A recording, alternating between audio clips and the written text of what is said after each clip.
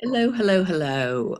I'm Louise Edington, the Cosmic Owl with Cosmic Owl Astrology, recording this under the almost full moon for the week ahead, beginning April the 13th, 2025. And things are going to start to shift after the full moon because Venus stations direct almost on the full moon.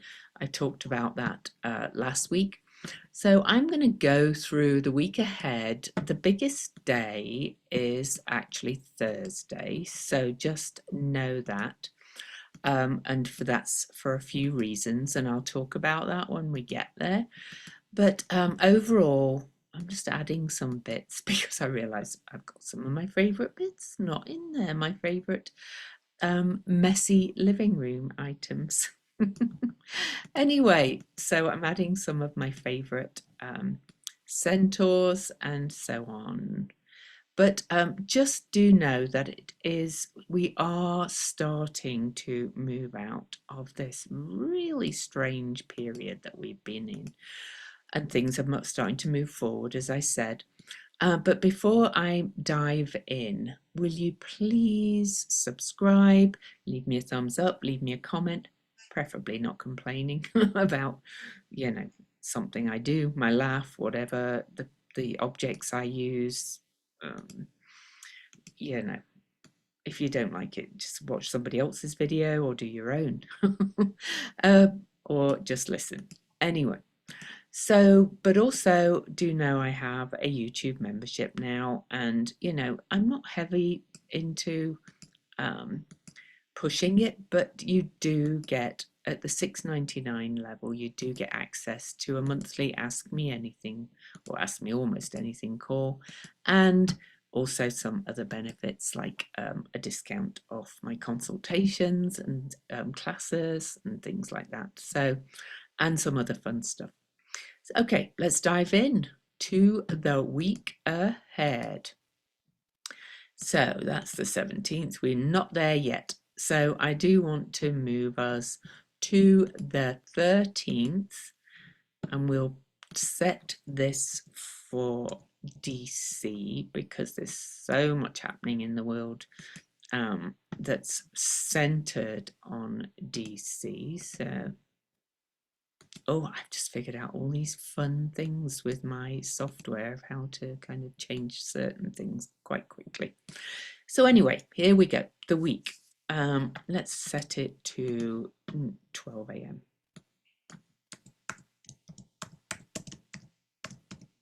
See how we start the week. So you can see at the start of the week, Venus has stationed direct. She's now turned black. Retrograde planets are red.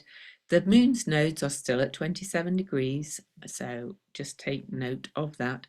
We still have the major asteroids, Juno, Vesta, and Hecate retrograde. Haumea, the creatrix, is retrograde, and Pholus has just turned retrograde, right? So we do have, some things, some degrees still highlighted. You can see we've still got this pile up of energy in Pisces, but change is coming. So on the first day of the week, all right, so let's start. And I'm going to try and just rattle through the major aspects. So on the first day of the week, we start with the moon finishing up the journey in Libra early. And before the moon moves into Scorpio at 9:54 a.m. DC time, the moon will square off to Mars. And so the moon will square Mars at 28 degrees Libra Cancer. But that Mars is now back in bounds, and Mars is about to leave Cancer. And this is a push to start the change, to start taking up action on some of the change that is emerging from the eclipses and the retrogrades. Okay. But then later in the day, after the moon has moved into Scorpio, the moon will conjunct Haumea and square Pluto. And this is bringing this push to transform and make manifest what you would love to see in the world.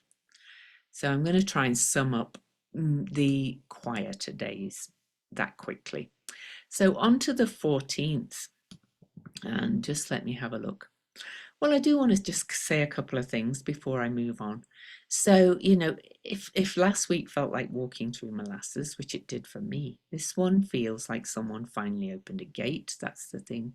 We're not at full speed yet, but we're coming unstuck, especially emotionally, creatively, and karmically. So I will talk more about that in a bit. And I've pulled some cards, of course. So April the 14th, with the moon continues through the sign of Scorpio, but the first major aspect we have on the 14th, on Monday, is that the sun catches up to table shaker Eris.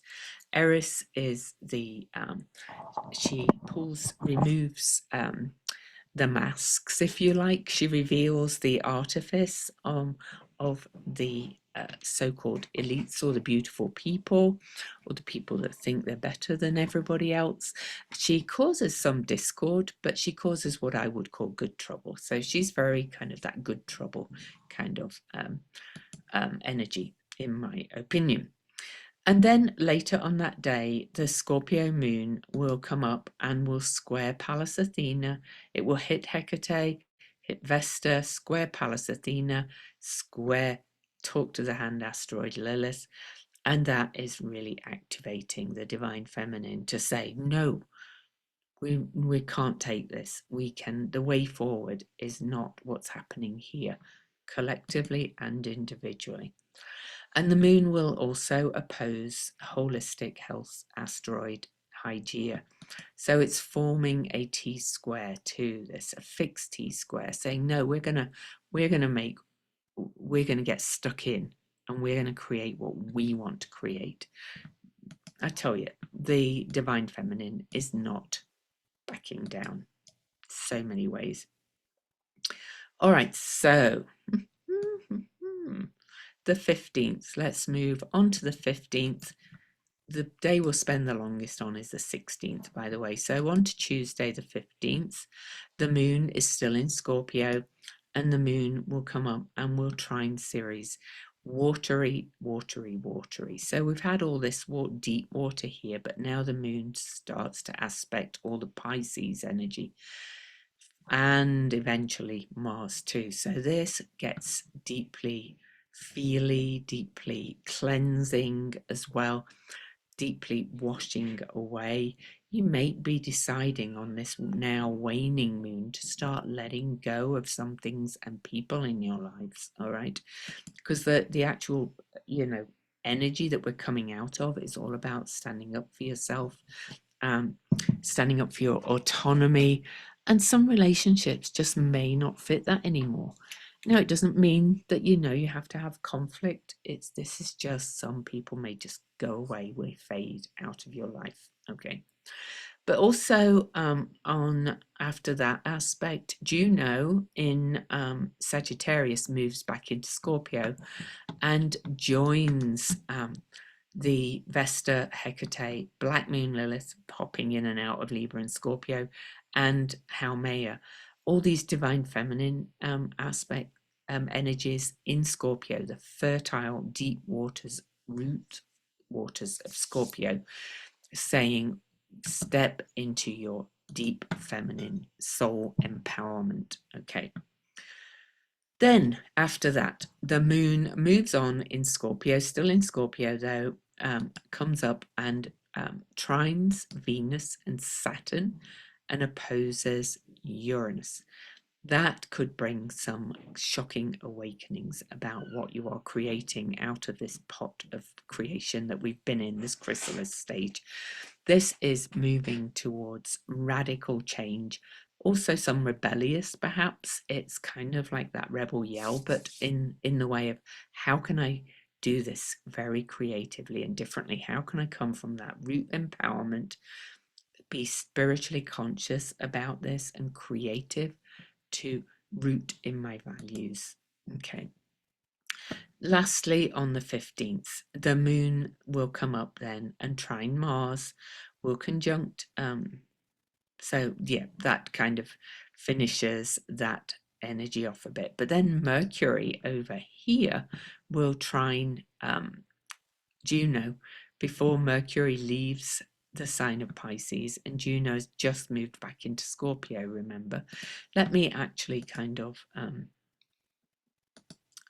get that aspect, because it's a more impactful one than some of the lunar aspects. So that's 10:09 p.m. By late evening, you can see that the moon and Juno are conjunct, and Mercury is making this trine to it. Now, 29 degrees Pisces, not only is it the last degree of the zodiac, it's also where Saturn sat for ages before moving into Aries. This is more endings from things that you've learned from Mercury retrograde that you are tuning into, and this is about co-creating these new connections and new contracts with each other and with people in your life.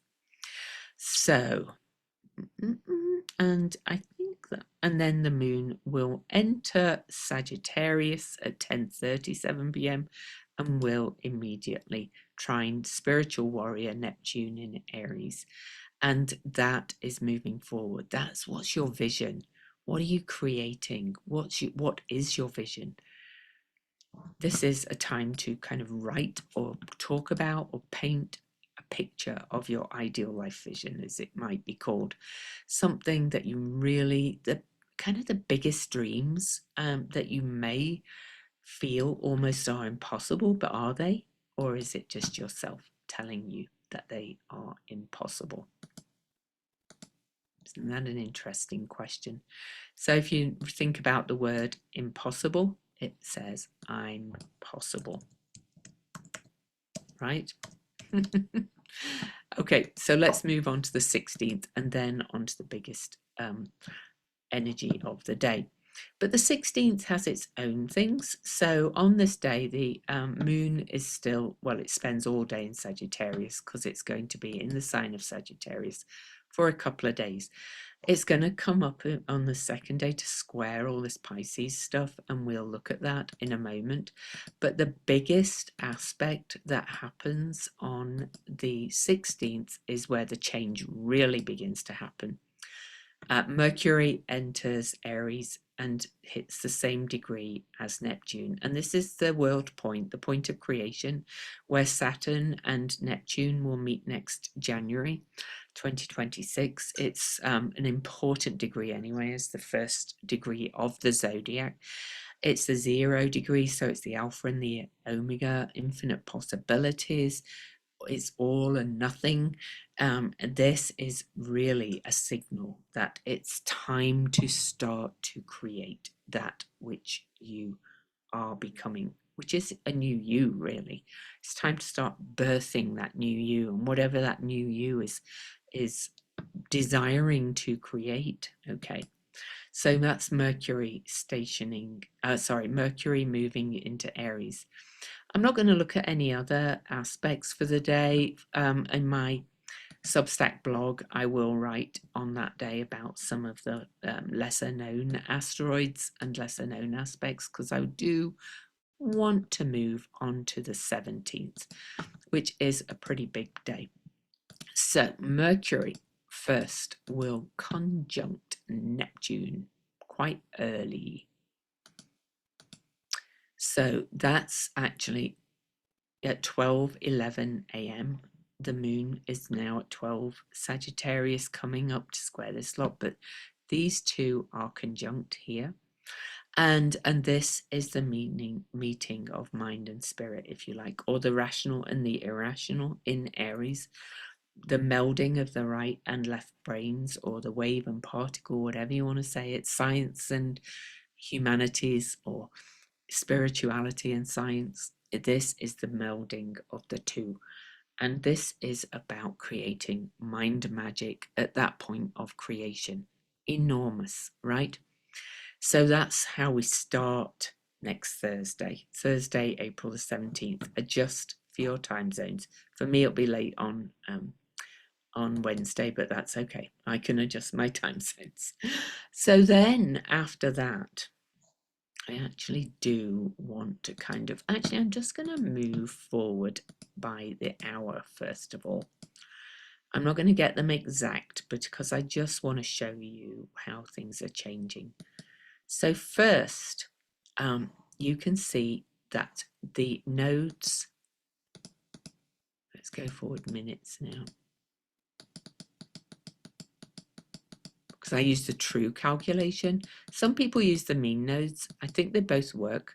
I like the true nodes partly because they sit at the same degree through eclipse season, and my nodes change signs between the calculations, and I just always felt right about the true calculation.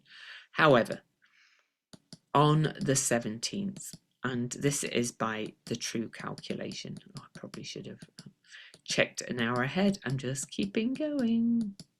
Oh, it's not actually moving it, that's why. Oh, there we go. So watch that north node or the south node. Okay, just watch the degree they're at.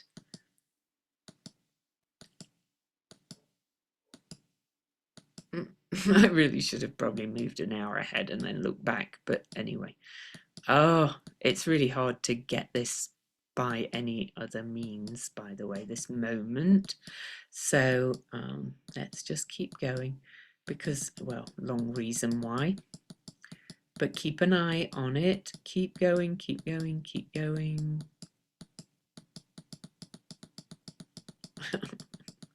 Oh my goodness. I probably could have hopped an hour ahead, but never mind.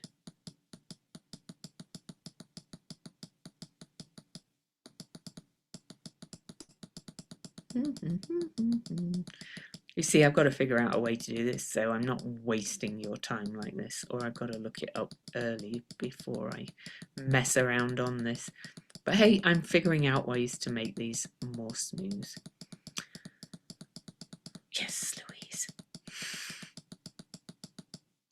I'm actually going to let it finish just going before I try and do anything else, or it's just going to jump again. But almost at the same time. Let it keep going. You can see it's going. At the same time, Venus is reaching the end of 24 degrees. There's 60 minutes in each degree. And so, right, I'm going to get Venus. Venus hits the 25th degree at 6:40 a.m. And you can see by that point, the North Node has moved off the 27 degree. So early morning on the 17th, Venus moves off the degree she's stationed direct at. She's still moving slow. You can see on here, so she's moving slow. Saturn's moving fast, but she's catching up to Saturn because she's a much faster moving energy. And now the nodes are starting their reverse journey through the sign of Pisces and Virgo towards the start of those degrees, so where they will then be conjunct the eclipses in the fall. So there's these, Venus is moving this way, the North Node moving that way. They're moving towards each other at the moment, but both of them shift off their degrees where they've been kind of sat for quite a long time. So that's a really important moment. Now then, I just want to show you. No, I'm not going to do that because I can't remember when Venus went back to 24 degrees. Doesn't matter that much. Movement is happening. The other things that are happening is Mars will trine Juno. Remember that Juno just moved back into Scorpio, and Mars is right at the end of Cancer now. So we've got all these like changing moments. This is the anaretic degree. Juno has just moved into Scorpio retrograde. Mars is about to leave Cancer again after their retrograde. So it's more changing of the guards. But this is an anaretic degree trine, so we're really examining our contracts, our sacred contracts, and our relationships. Later in the day, before we leave, the moon will come up and will oppose Jupiter. I'm not going to get that exact.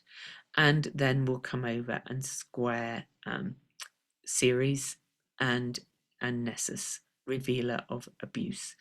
And so this is about our needs met, unmet, and unmet, and expanding our consciousness and our understanding and changing our perspectives thanks to what we have learned during this period. Now then, next day. Well, we're kind of into it a little bit already. Why did that? Okay, yeah, that's the next day. Now on to Friday. So Friday, another big day really, because Mars moves back very early, 12:20 a.m. Mars moves into Leo. So if you think about what we've had Mercury move into Aries and conjunct Neptune, which just moved into Aries.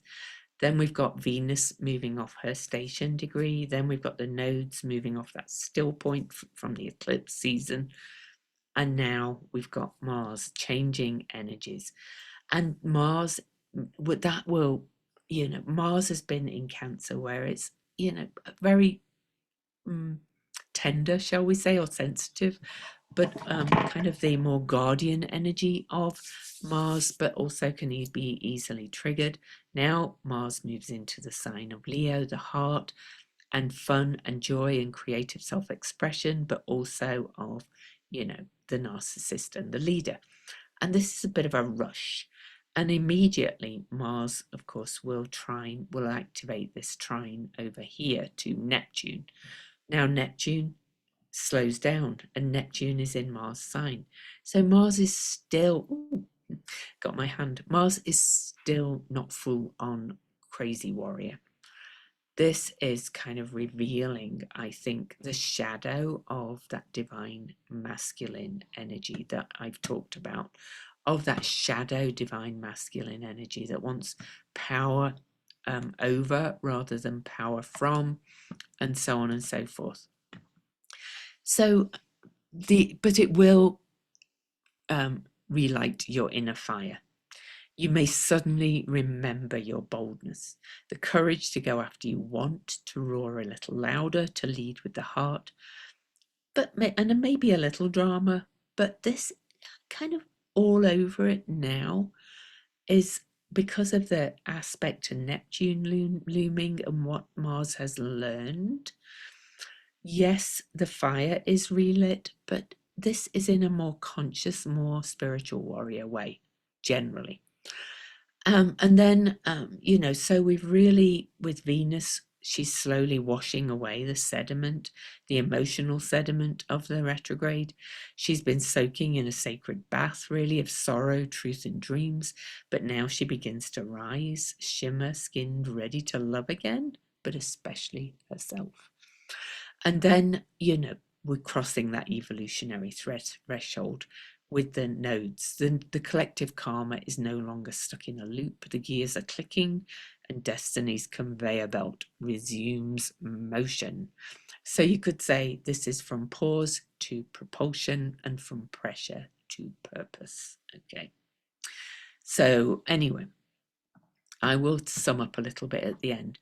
But then this is a big re-entry. Mars has 6 degrees to go till it passes the degree it stationed retrograde at, but that's a big shift.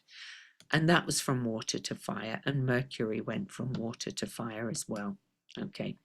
Now you can see over here that the moon finishes the journey in Sagittarius. There's Sagittarius moon, but the moon will trine Eris, this table shaker, right, and square Venus as Venus has moved to that new degree. And this is going to kind of push her forward for as well, that visionary arrows. Well, now when the moon squares Saturn, that will say patience. You've still got to let some of this unfold. You may feel like going through like a horse out of the gate, but it's still unfolding. And pace is going to pick up over time. And then the moon comes up and to 26 degrees and squares the nodes who have just moved off that 27 degree mark. That's a turning of the tides towards that more spiritual purpose and higher compassion and so on. And then the moon will trine the Aries sun. Okay, fire to fire, vision and action. And then what else do we want to say? The moon moves into Capricorn at 10:12 a.m. Before that, Jupiter does actually square off to these, make an unbroken flow, trine, thinking aspect to asteroid, talk to the hand Lilith, strategic warrior, Pallas Athena, Jupiter in big ideas and voice and speaking. Remember, Aries. Mercury, the guide for Gemini, is in Aries, speaking more directly, speaking truth to power from the people. You're going to find yourself finding your way to speaking forward in a big way. But the moon's first aspect after the moon enters Capricorn on the 18th is a square to Neptune in Aries, which tempers it a little bit with that compassion, that spiritual warrior vibe. And then the moon squares Mercury. And at 1 degree Aries Capricorn, that is new beginnings of speaking truth to power. The very last degree, late at night on the 18th, is that Ceres catches up to this centaur Nessus. Nessus, whose phrase is a buck stops here, according to Melanie Reinhardt. I don't know how to take my hand down without finding the control panel. And this is saying, another look at how our needs are not being met, how our interconnected needs are not being met, but also how we do not meet our own needs. So that's a deep look at that. Now then, on to the 19th, and we finish the week. And I don't think there's a lot happening on the 19th. There's a little bit, so we'll go, well, what I say, not a lot happening. Let's just go straight to what's happening. On the 19th, the sun leaves Aries and enters Taurus. Grounded, rooted, Venusian Taurus, money, values, material world. We can see what's happening there. But the sun in Taurus wants to get grounded, wants to feel safe and secure, wants to feel rooted. And so, we'll look at those aspects going forward. But during Taurus season, we really kind of want to get that security of rootedness, that kind of rootedness in our values, in our relationships, but also materially. And of course, Venus is about to meet Saturn, which also kind of draws boundaries and is a bit of a reality check. So you might start to feel yourself, looking for safer investment options or looking for safer ways to feel rooted in that sense of safety and security in the physical world in some way. And then last of all, on the 19th, Mars makes that exact trine to Neptune that I've already mentioned. So Neptune in Mars sign. Remember, this is heart and action, and it's got that spiritual creative vibe, and that's a beautiful energy for the next big day of protest. So I think I've lectured enough on other videos about doing it with joy and creativity. And 20th, I'm not going to look ahead to the 20th because it's mostly lunar aspects. I'll look at those next week. But really, it's a big week in many ways. Let me move to the cards. I'll show you the cards in a second. Oh, we'll lower your hand soon, it says. Good, I think it did. So really a lot of summing up. Remember, it's from pause to propulsion and pressure to purpose. So Mars in Leo does want bold action, but let's not forget Venus is still tender and Mars aspects Neptune, so lead with courage and compassion. Then the nodes moving degrees reminds us that the collective story is starting to shift chapters. You're not behind, you're in the pivot. And this is a great week to ask, what are you no longer willing to tolerate, and what are you finally ready to pursue? So this week is all about moving forward with courage, clarity, and a crown. Mars, so we get the idea. Cosmos says, stop waiting, you're ready. Now the cards. I pulled the dark god. This is Dionysus, the ecstasy god. When it's dark, don't look at it as evil dark. This is the dance of Dionysus. If you want a good book on ecstasy, the Jungian psychologist Robert A. Johnson wrote a fabulous little book called Ecstasy, about how ecstasy is missing in our zeitgeist. Okay. But this says, this is the wild protector, the fierce initiator. He shows up when it's time to confront power, both yours and others.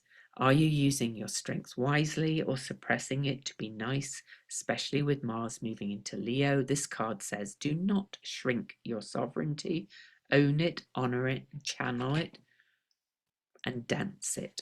Ecstasy. And then we get the Two of Cups for the week. So this week, this is soul level mirrors. The week may bring union, reconnection, or the need for reconciliation with someone else or within yourself. Venus shifting forward makes this a heart-opening moment, but one that requires honesty and inner permission. Now then, this is the anxiety card, though, with so much more change happening. Sleepless nights and worry loops might kind of rule the day. But here's the twist. This card shows up most often right before the breakthrough.